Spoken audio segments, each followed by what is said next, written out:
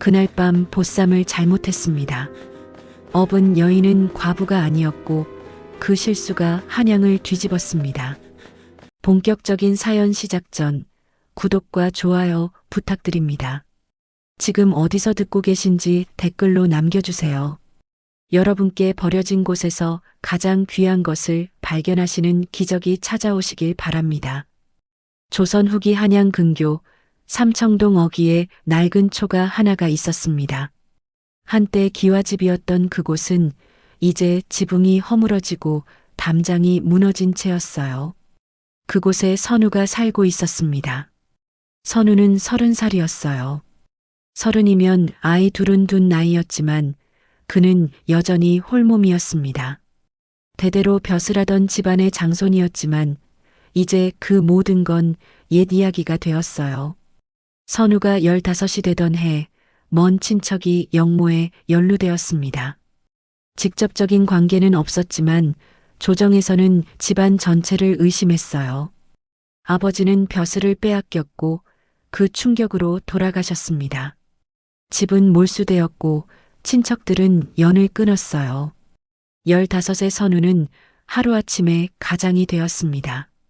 어머니와 단둘이 남았어요. 서당에서 수재로 소문났던 손은 책 대신 괭이를 잡았습니다. 글씨를 쓰던 손은 굳어졌고 과거 공부는 꿈이 되었어요. 15년이 흘렀습니다. 선우의 얼굴에는 주름이 패였고 등은 구부러졌어요. 남들보다 10년은 늙어 보였습니다. 어머니는 더 늙었어요. 머리는 하얗게 새었고 허리는 꼬부라졌습니다. 우리 선우도 장가를 가야 할 텐데. 어머니는 자주 한숨을 쉬었어요. 하지만 혼처는 끊겼습니다. 몰락한 양반가의 장손을 누가 며느리로 보내겠어요. 선우는 매번 웃으며 대답했습니다. 괜찮습니다, 어머니. 저는 어머니만 계시면 됩니다. 하지만 속으로는 알고 있었어요. 어머니가 가장 보고 싶은 건 아들의 혼례였다는 것을요. 손주를 보는 것이 어머니의 마지막 소원이었습니다. 어느 날 저녁 어머니가 말했어요. 옆집 막내가 시집을 간단다. 그렇습니까? 16인데 말이야. 우리 선우는 30인데. 어머니의 목소리가 떨렸습니다.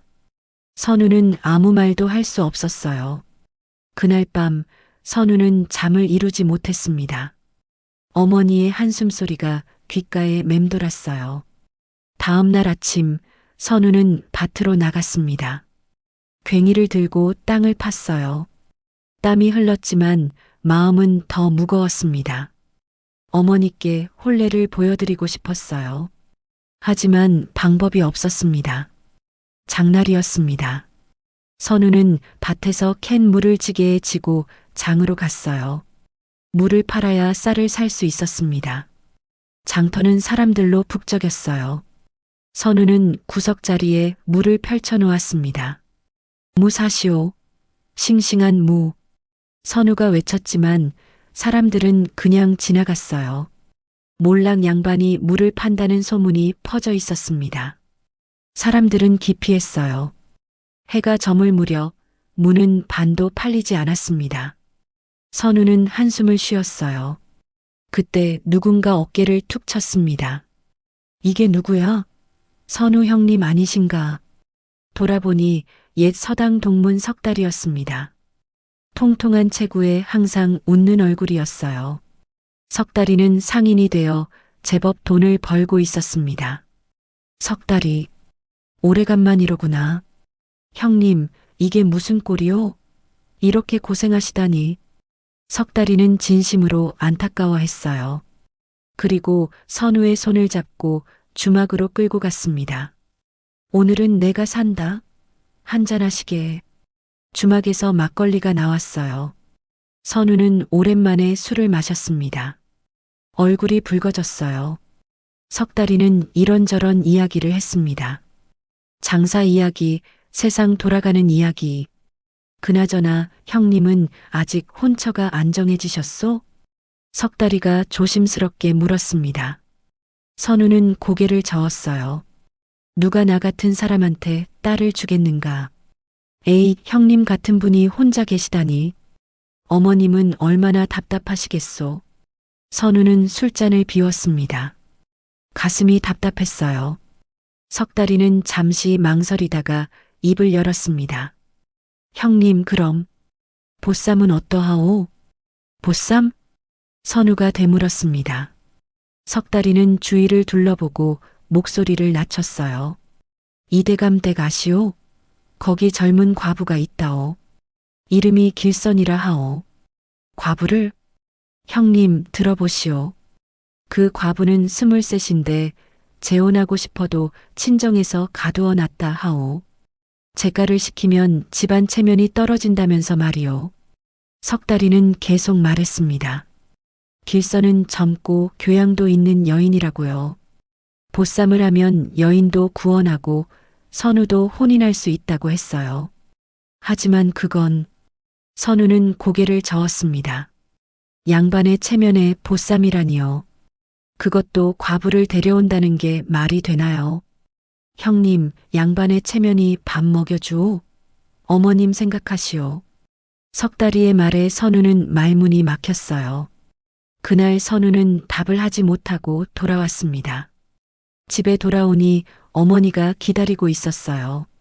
물을 다 팔지 못한 걸 보시고는 아무 말씀도 안 하셨습니다. 저녁상을 차렸는데 반찬은 장아찌 하나뿐이었어요. 많이 드세요, 어머니. 아니다. 내가 더 먹어라. 어머니는 밥을 몇 숟가락 드시고는 물만 드셨습니다. 선우는 가슴이 찢어지는 것 같았어요. 그날 밤 선우는 또 잠을 이루지 못했습니다.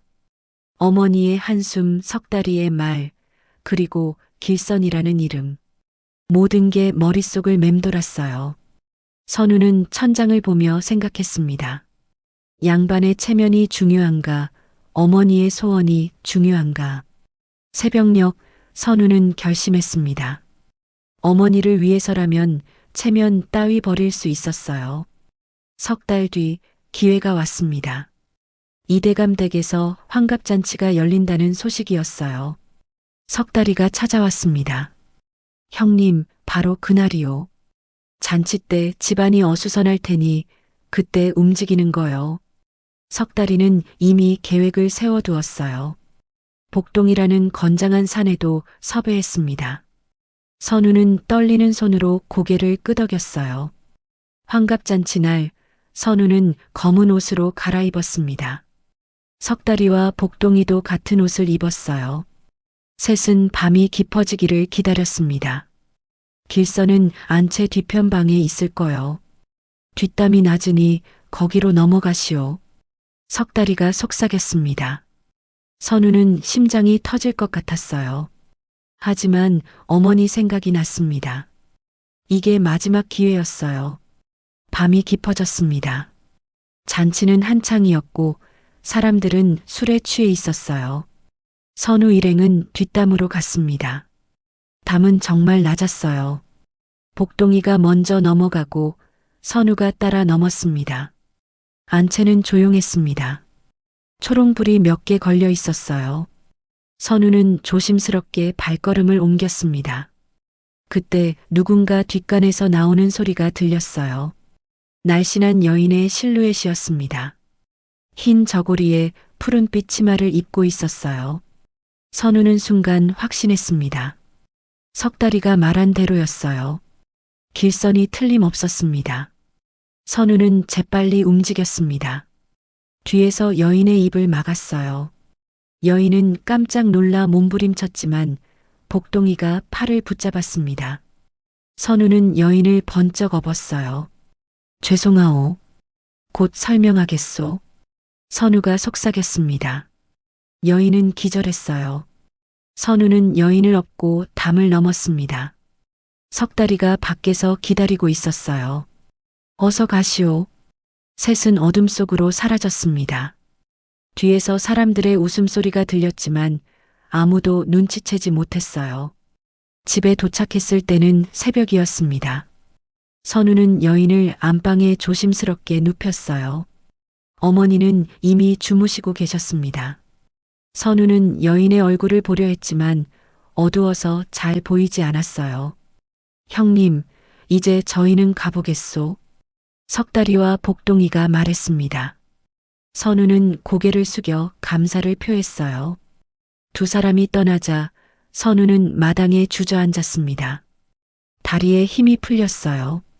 내가 무슨 짓을 한 거지? 선우는 떨리는 손으로 얼굴을 감쌌습니다. 돌이킬 수 없는 일을 한 거예요. 하지만 이미 벌어진 일이었습니다. 동이 트기 시작했습니다. 선우는 안방 문 앞에서 망설이고 있었어요. 여인이 깨어날 시간이었습니다. 선우는 조심스럽게 문을 열었어요. 여인은 아직 누워 있었습니다. 하지만 눈을 뜨고 있었어요. 선우는 깜짝 놀랐습니다. 달빛에 비친 여인의 얼굴은 아름다웠어요.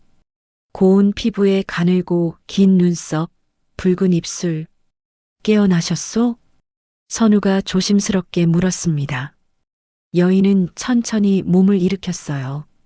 그리고 선우를 바라봤습니다. 놀라지도 두려워하지도 않는 눈빛이었어요. 여긴 어디요? 제 집이요. 저는 선우는 떨리는 목소리로 설명하기 시작했습니다. 보쌈을 했다고 과부 길선을 데려온 거라고요. 여인은 가만히 듣고 있었어요. 설명은 다 들었소. 여인이 말했습니다. 침착한 목소리였어요. 그런데 한 가지 잘못하신 게 있소. 잘못? 나는 길선이 아니오. 선우의 얼굴이 하얗게 질렸습니다. 나는 이대감댁 잔치에 춤추러 온 기생, 모란각 임해요. 순간 세상이 무너지는 것 같았어요. 선우는 말문이 막혔습니다. 기생? 과부가 아니라 기생을? 그럴 리가. 믿기 힘드시겠지만 사실이요. 나는 모란각에서 춤추던 기생이요. 그런데 어젯밤이 마지막 공연이었지. 임애는 담담하게 말했습니다. 선우는 앉아있는 것조차 힘들었어요. 다리에 힘이 풀렸습니다. 죄송하오. 정말 실수였소. 선우는 땅에 엎드렸습니다. 임애는 그런 선우를 내려다봤어요.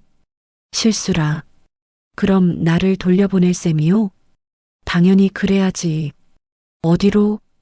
임애의 질문에 선우는 말을 잇지 못했어요. 임애는 한숨을 쉬었습니다. 돌아갈 곳이 없소. 모란각은 어젯밤으로 나를 내보냈소. 30살 기생은 이제 쓸모가 없다면서. 그래도 첩으로 들어가라는 제안은 있었지. 하지만 골방 신세로 평생을 사는 건 싫죠. 임애는 창밖을 바라봤습니다. 아침 해가 떠오르고 있었어요. 그대는 어떤 사람이요? 저는 몰락한 양반의 장손입니다. 어머니를 모시고 살고 있소. 왜 보쌈 같은 짓을 했소? 어머니께서 제 혼례를 보고 싶어 하셔서. 선우의 목소리가 떨렸습니다. 임애는 선우를 바라봤어요. 그의 눈에 거짓이 없었습니다. 효자로구려. 임애가 말했습니다. 나쁜 사람은 아닌 것 같소. 선우는 고개를 들었어요. 임애는 생각에 잠겨 있었습니다. 해시태그 5. 거래 같은 약속. 그러나 진심의 싹. 해가 완전히 떠올랐습니다. 어머니가 깨어나실 시간이었어요. 선우는 초조했습니다. 임애는 여전히 침착했어요. 하나 묻겠소. 그대는 정말 혼인하고 싶은 거요? 예.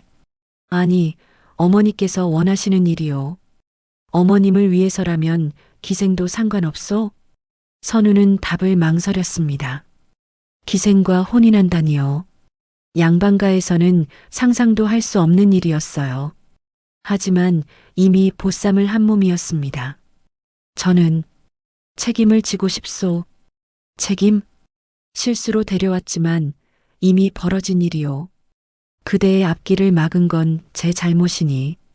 임애는 피식 웃었습니다. 처음으로 웃는 얼굴이었어요. 재미있는 양반이로구려. 기생을 책임지겠다니. 죄송하오. 사과는 됐소. 대신 조건이 있소. 이매가 진지한 얼굴로 말했습니다. 나를 천하게 대하지 말아주시오. 기생 출신이라고 함부로 대하지 말고 정실 부인으로 대해주시오. 선우는 깜짝 놀랐습니다. 정실로요? 그대가 정말 그걸 원하는 거요? 내가 평생 원한 건 딱 하나였소. 사람 대접받는 것. 기생은 사람이 아니라 물건 취급받지. 하지만 그대는 다를 것 같소. 이매의 눈빛이 흔들렸습니다. 처음으로 약해 보이는 순간이었어요. 약속하겠소. 정실로 모시겠소. 선우가 떨리는 목소리로 말했습니다. 이매는 고개를 끄덕였어요. 그럼 나도 최선을 다하겠소. 그대 어머님을 잘 모시고 이 집안을 일으키는데 힘을 보태겠소. 두 사람은 서로를 바라봤습니다. 이상한 약속이었어요. 사랑도 정도 없는 거래 같은 약속. 하지만 그 순간 두 사람 사이에 뭔가가 통했습니다. 밖에서 어머니의 기침 소리가 들렸어요. 선우는 화들짝 놀랐습니다. 어머님이 깨어나셨소. 이제 인사를 드려야 하오. 알겠소. 이매는 옥매를 가다듬었습니다. 그리고 선우를 따라 밖으로 나갔어요. 어머니는 부엌에 계셨습니다. 아침상을 준비하고 계셨어요. 선우와 이매가 나타나자 깜짝 놀라셨습니다. 선우야, 저분은 누구시냐? 어머니. 선우는 떨리는 목소리로 설명했습니다. 혼인할 여인을 데려왔다고요. 어머니의 얼굴이 환해졌어요. 정말이냐? 어디 양반댁 규수냐? 이매가 한 걸음 나섰습니다. 그리고 정중하게 절을 올렸어요. 어머님, 모란각 이매양이옵니다. 순간 공기가 얼어붙었습니다. 어머니의 얼굴이 굳어졌어요. 모란가? 예, 어머님.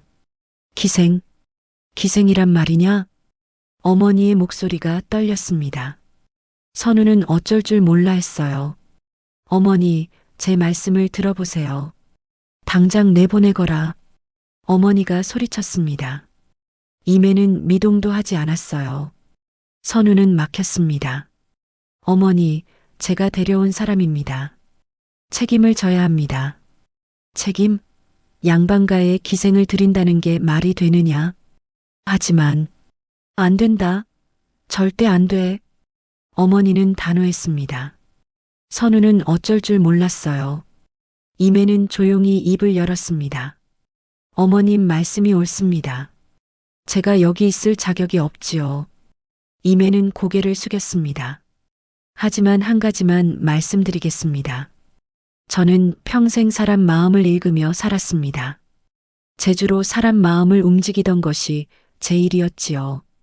어머니는 이매를 노려봤어요. 그래서 도련님은 진심으로 어머님을 사랑하십니다. 그 마음을 제가 알기에 여기 있고 싶습니다. 이매의 목소리는 떨리지 않았어요. 어머니는 아무 말도 하지 않았습니다. 사흘만 주십시오. 사흘 안에 어머님 마음을 돌리지 못하면 제가 떠나겠습니다. 선우가 놀라 이매를 봤어요. 어머니는 코웃음을 쳤습니다. 좋다. 사흘이다. 하지만 마음이 변할 것 같지는 않구나. 어머니는 돌아서서 안방으로 들어가셨어요. 선우는 이매에게 다가갔습니다. 괜찮겠소? 괜찮소? 이제부터가 진짜 싸움이요. 이매는 웃었습니다. 하지만 그 웃음 뒤에 결기가 서려 있었어요. 첫째 날 새벽, 이매는 일어났습니다. 아직 동이 트기 전이었어요. 이매는 조용히 마당으로 나갔습니다. 그리고 비지를 시작했어요. 마당은 낙엽으로 뒤덮여 있었습니다. 오래 관리하지 않은 흔적이었어요. 이매는 한 올 한 올 쓸어 모았습니다. 빗자루질 소리가 고요한 새벽을 깼어요. 1시간 뒤 마당은 말끔해졌습니다. 이매는 우물로 가서 물을 길었어요. 부엌으로 가서 불을 지폈습니다. 그리고 밥을 지었어요. 어머니가 일어나셨을 때 아침상이 준비되어 있었습니다. 어머니는 놀라셨어요. 하지만 아무 말씀도 하지 않으셨습니다. 상을 받고 묵묵히 식사를 하셨어요. 이매는 물러나 기다렸습니다. 식사가 끝나자 그릇을 치웠어요. 어머니는 여전히 말씀이 없으셨습니다. 둘째 날도 같았습니다. 이매는 새벽에 일어나 마당을 쓸고 밥을 지었어요. 어머니는 상을 받으셨지만 말씀이 없으셨습니다. 하지만 이매는 포기하지 않았어요. 점심때 이매는 어머니께 나물을 올렸습니다. 산에서 직접 캔 나물이었어요. 어머니는 한 입 드시고 멈추셨습니다. 이 나물 어떠십니까? 맛이 좋구나. 처음으로 어머니가 말씀하셨어요. 이매는 웃었습니다. 어머님께서 좋아하실 것 같아 정성껏 준비했습니다. 어머니는 아무 말씀 없이 나물을 다 드셨어요. 이매는 조금 희망을 가졌습니다. 셋째 날 저녁, 이매는 어머니 곁에 앉았습니다. 어머니는 등을 돌리고 계셨어요. 이매는 조심스럽게 어머니의 어깨를 주물렀습니다. 뭐 하는 거냐? 허리가 불편하신 것 같아서요. 괜찮다. 손 치워라. 하지만 어머니는 자리를 뜨지 않으셨어요. 이매는 계속 주물렀습니다. 어머니의 등은 딱딱했어요. 오랜 고생의 흔적이었습니다. 어머님, 왜? 제가 한양에서 본 일화를 하나 들려드려도 될까요? 어머니는 대답하지 않으셨어요. 하지만 거부하지도 않으셨습니다. 이매는 조용히 이야기를 시작했어요. 어느 대감댁에서 있었던 일입니다. 대감 마님께서 비단 치마를 잃어버리셨대요. 이매는 재미있게 이야기를 풀어놨습니다. 온 집안을 뒤집어 찾았지만 없었다는 것, 나중에 알고 보니 개가 물고 가서 숨겨놨다는 것. 이매는 사람들의 표정과 말투를 흉내내며 이야기했어요. 어머니의 어깨가 미세하게 흔들렸습니다. 웃음을 참고 계신 거예요. 이매는 계속 이야기했습니다. 한참 뒤 어머니가 피식 웃으셨습니다. 작은 웃음이었지만 이매는 들었어요. 재미있구나. 그렇습니까? 기생은 말재주가 있구나. 제 유일한 재주였습니다. 어머니는 돌아앉으셨어요. 그리고 이매를 바라보셨습니다. 이매는 고개를 숙였어요. 매양아. 어머니가 이매를 불렀습니다. 이름으로요. 예, 어머님. 내 눈에 거짓이 없구나. 이매는 고개를 들었습니다. 어머니의 눈에 눈물이 맺혀 있었어요. 내 아들을 잘 부탁한다. 이매의 눈에도 눈물이 고였습니다. 감사합니다, 어머님. 사흘째 되는 날 저녁, 어머니는 선우를 불렀습니다. 선우야. 예, 어머니. 혼례를 올려라.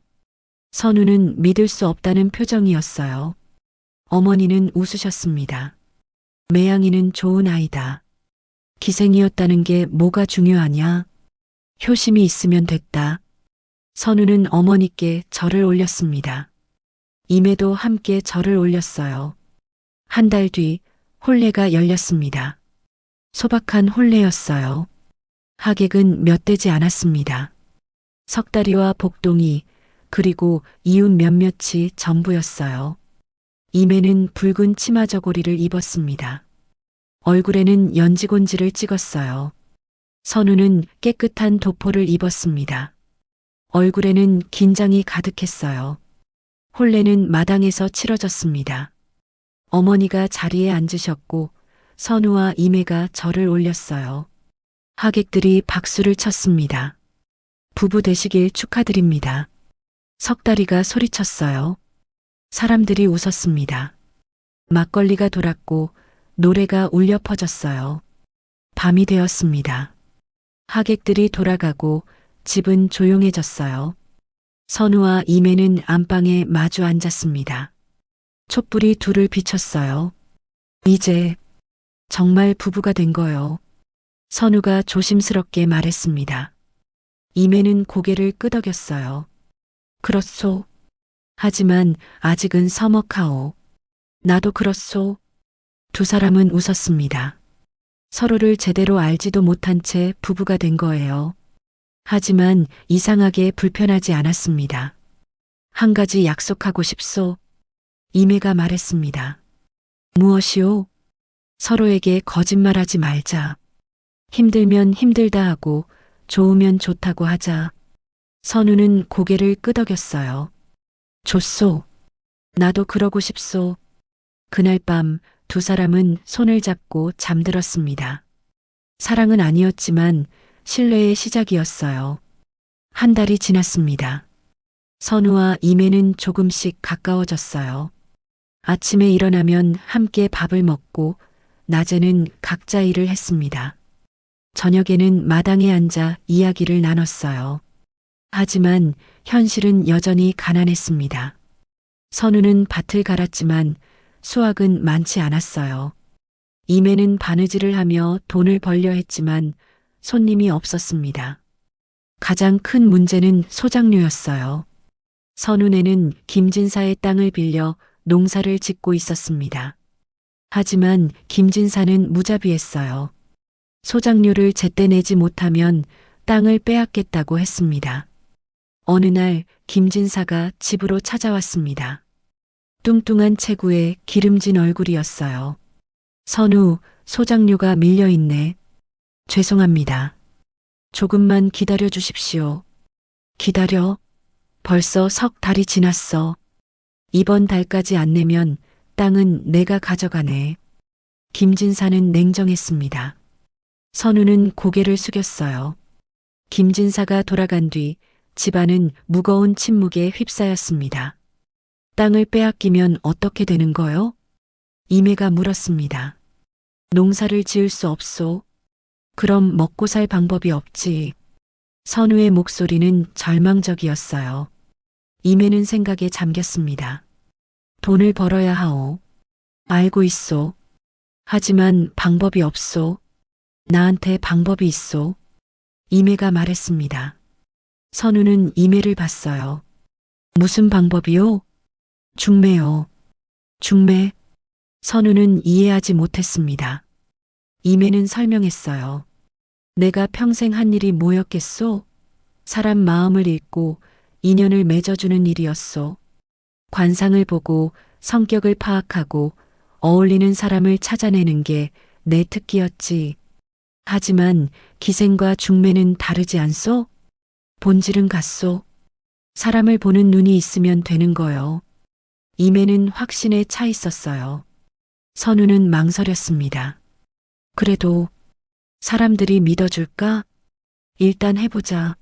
안 되면 다른 방법을 찾으면 되지. 선우는 고개를 끄덕였습니다.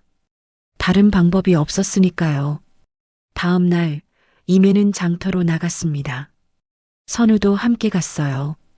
장터에는 사람들이 북적였습니다. 여기서 뭘 하려는 거요? 사람을 관찰하는 거요. 이매는 사람들을 하나하나 봤습니다. 걸음걸이, 표정, 옷차림, 말투, 모든 걸 관찰했어요. 저기 저 총각 보이요? 이매가 한 젊은이를 가리켰습니다. 얼굴이 검고 건장한 총각이었어요. 성실해 보이요. 손에 굳은 살이 많은 걸 보니 일을 많이 하는 사람이지. 하지만 눈빛이 외로워요. 외롭다니? 아마 장가를 못 가서 그럴 거요. 이매는 또 다른 사람을 가리켰습니다. 중년 안악이었어요. 저 아주머니는 딸을 시집 보내고 싶어 하오. 한숨을 쉬는 걸 보니 딸이 나이가 많은 모양이지.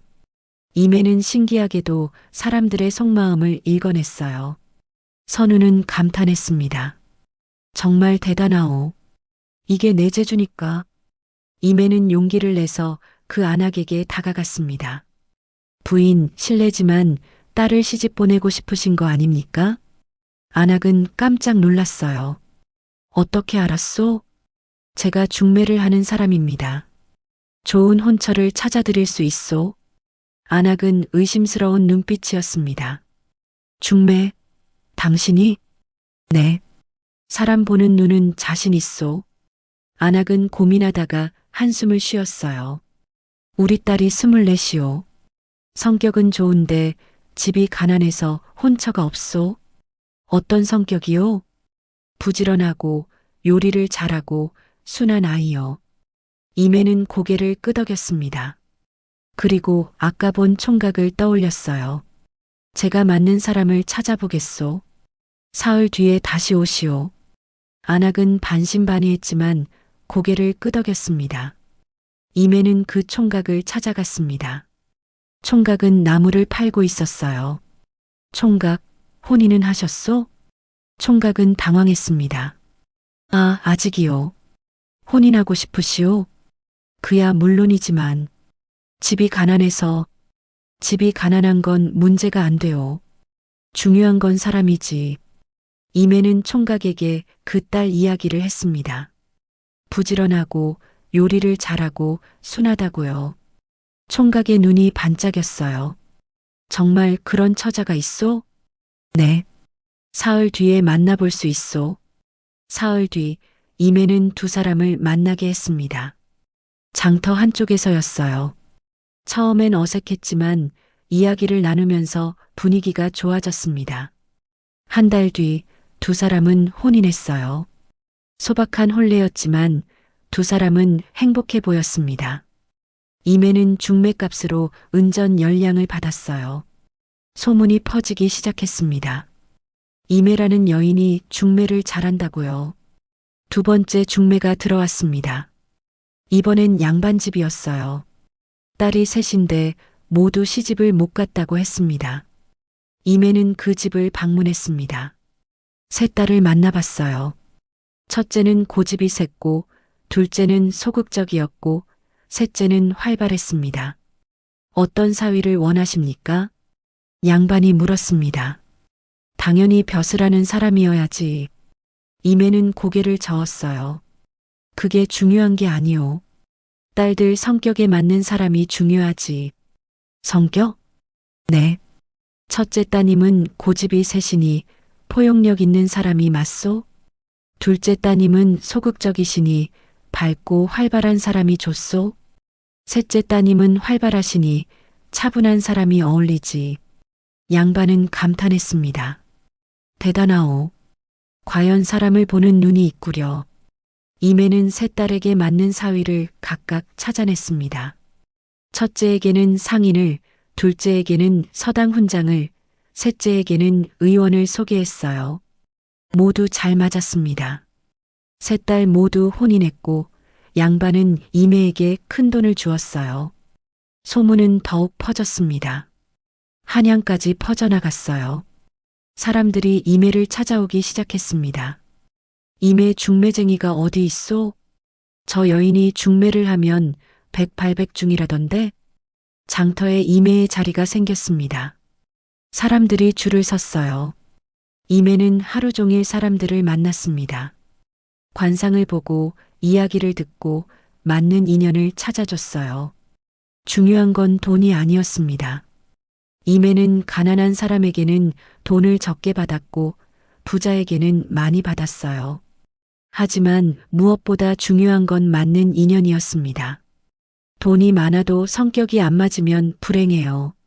제가 맺어주는 건 돈이 아니라 행복이에요. 이매의 철학이었습니다. 사람들은 이매를 신뢰했어요. 1년이 지났습니다. 이매가 번 돈은 상당했어요. 김진사의 소장료는 단번에 갚았습니다. 그리고 땅을 샀어요. 작은 땅이었지만 이제 남의 땅이 아니었습니다. 선우는 다시 책을 펴기 시작했습니다. 과거 공부를 다시 하기 시작한 거예요. 이매가 돈을 벌어오니 선우는 공부에 집중할 수 있었습니다. 괜찮겠소? 나 혼자 돈 벌고. 선우가 미안해했습니다. 이매는 웃었어요. 당신은 공부하시오. 언젠가 벼슬하면 되지. 정말 그럴 수 있을까? 할 수 있소. 당신은 총명한 사람이니까. 선우는 감동했습니다. 이매는 자신을 믿어주는 사람이었어요. 2년 뒤 선우는 과거에 급제했습니다.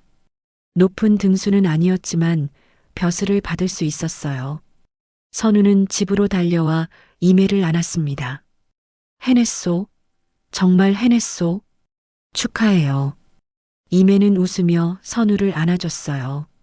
어머니도 기뻐하셨습니다. 우리 아들이 드디어. 어머니는 눈물을 흘리셨어요. 행복의 눈물이었습니다.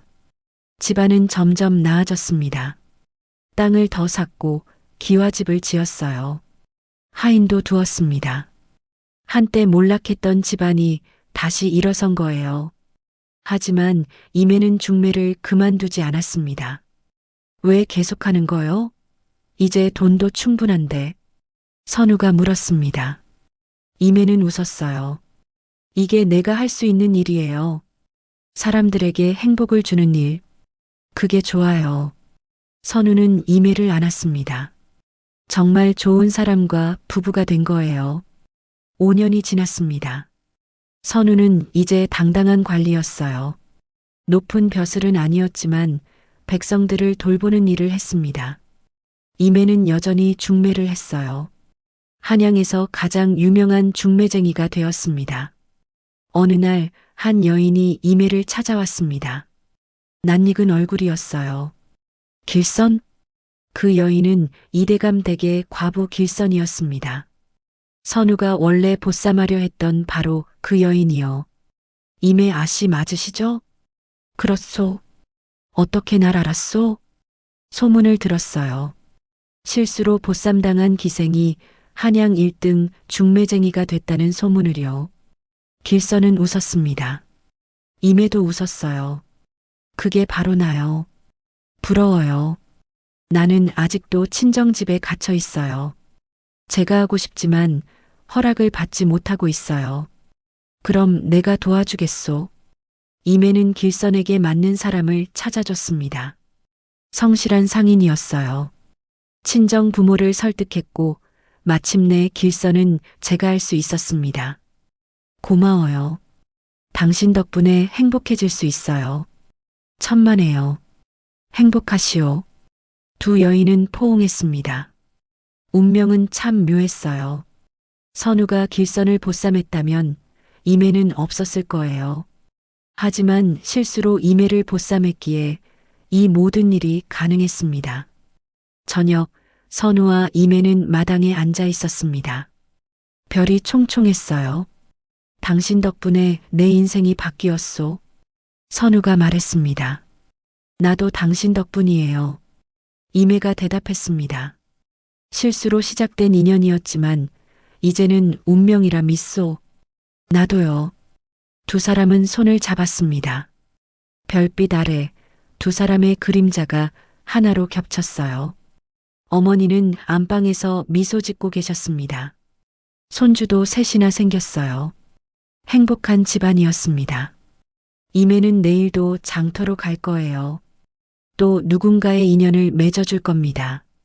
그게 이매가 하는 일이니까요. 사람에게 행복을 주는 일. 선우는 내일도 관하로 갈 거예요. 백성을 돌보는 일을 할 겁니다. 그게 선우가 하는 일이니까요. 세상을 더 나은 곳으로 만드는 일. 두 사람은 각자의 길을 가지만 밤이 되면 한 집으로 돌아옵니다. 그리고 손을 잡고 잠들어요. 실수로 시작된 인연이 진심으로 이어졌고 그 진심이 운명을 만들었습니다.